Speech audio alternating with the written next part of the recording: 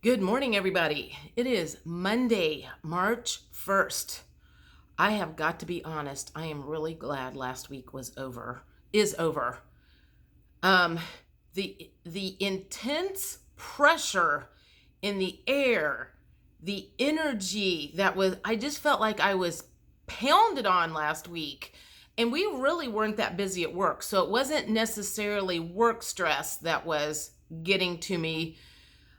My ears were ringing a lot last week, and it just physically, I felt like I was like had the crap beat out of me. I literally, middle of the night, one night in the middle of the week, I was laying there asking God and my guides for help. I'm like, I need help. I cannot do this anymore. I have indicated that I have been struggling getting a good night's sleep. I'm like, I still get one good night's sleep a week, and so it's just annoying as hell. But anyway, one of the things that I want to talk about today is emotional fulfillment, which, if you know anything about tarot, that is the emotional fulfillment card. It's the 10 of Cups. Basically, that means that you have a happy and fulfilling life. And I have thought a lot about that. That has been something that God, I'm going to get choked up. That has been something that has been missing in my life for a long time. And I have tried to figure out how to get that.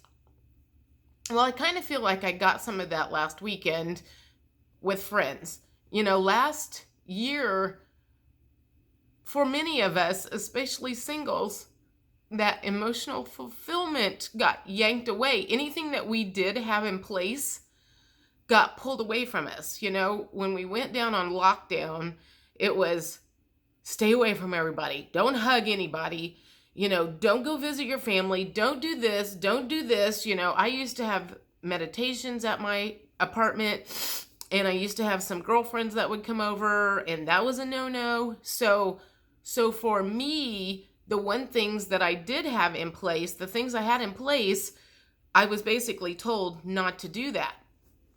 So that has really affected my mental state, I believe. Even though I was still working, and I don't really have many emotional attachments to anybody at work. For one, I'm on the phone so much, I can't even get a decent conversation out. Half the time I can't even go to the bathroom without the phone ringing.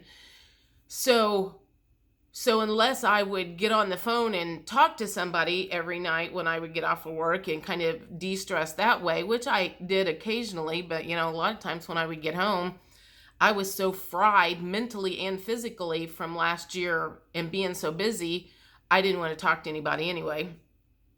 So like I said, I finally started begging for help in the middle of last week, and I did get some emotional fulfillment. I had a girlfriend that came over on Friday night that I hadn't seen for a long time, and we chit-chatted, and I got a hug. We didn't have the masks on, and that felt good to have that connection with somebody. And then I got to go for a walk both Saturday and Sunday with another girlfriend that I used to walk with all the time. So this weekend was good for some emotional fulfillment. So I do want to say, though, funny thing is that trying to figure out how to fill my emotional fulfillment cup and make my 10 cups full without a partner has been on my mind a lot. And I did a little card reading for myself on Saturday, and this came up in the reverse position. So it was just funny that it needed to confirm what I already knew. Anyway, I'm sure there are other people out there that are struggling with that. God, I didn't know this was going to happen today. I didn't know I was feeling emotional about this whole thing. So anyway, I want to encourage those of you who are single, and if you are struggling with that emotional fulfillment aspect of your life, I mean, you're going to have to circumvent some of the rules and regulations to get back your mental your mental state, because not having those people in your life, friends and family, the conversations, something fulfilling and something that really trips your trigger, so to say, it can be a real mental struggle for a lot of people when they don't have that. I think that's it for now. I mean, I really didn't want to say I didn't know what I wanted to say other than I get it, I feel it, I understand it. I do understand that it's a struggle to try to fit the pieces together so you end up with the whole shebang.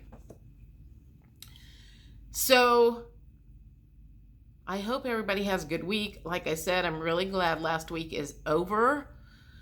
That was pretty intense. I felt mine more physically and maybe not quite as much mentally.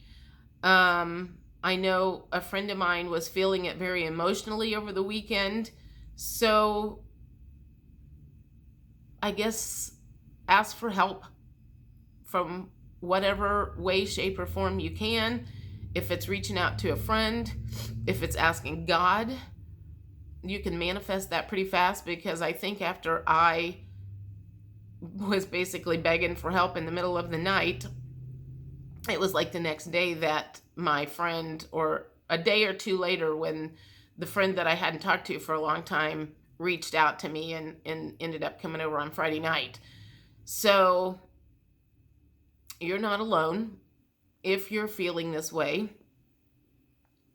And I do feel like things have lightened up a lot, at least around here. I mean, the weather has gotten nice and we can get outside.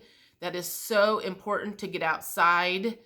And if you've got anybody that you can walk with and talk with that's on your level, mental level, especially for those of us who are awakened, I know that's super difficult to have people in our lives that we can have those conversations with.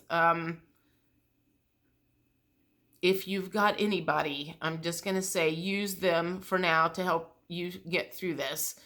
And we will talk more later. Have a great week. Bye.